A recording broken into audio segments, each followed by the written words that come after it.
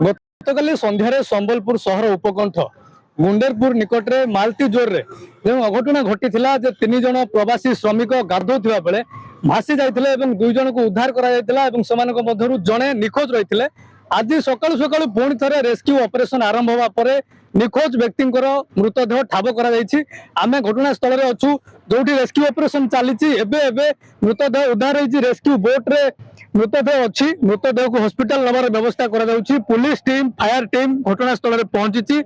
आप देखो सदर एसडीपीओ और धनुपाली आईआईसी घटनास्थल में पहुंची। फायर टीम मानेश्वर से गोटे शव उद्धार कर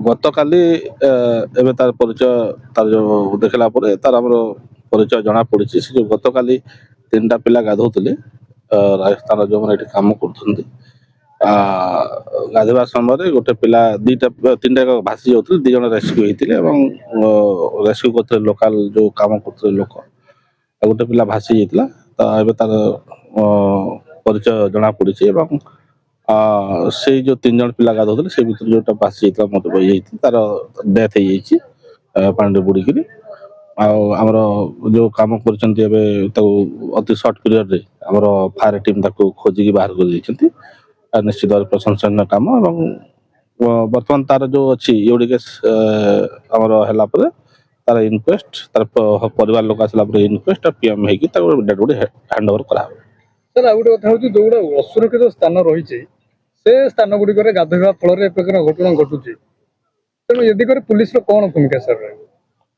देखो यहाँ जोटा रही घाटा लोक सबुदिन गाधा पाधा करेतु पानी अधिका थिला बोधे पहरा जान से भासी जाइए।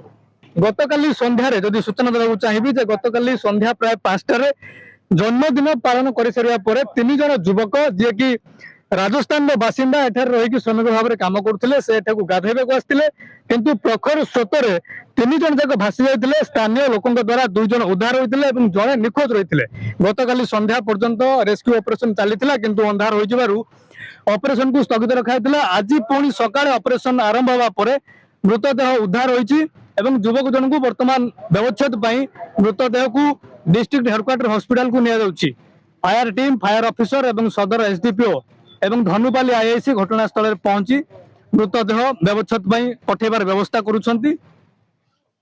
आपण माने सीधा सड़क चित्र देखुछंती जे गत काली ठारू ये रेस्क्यू ऑपरेशन चलीथिला तेणु आज सकाळे मृतदेह उद्धार करिवारे फायर टीम सफल होईची।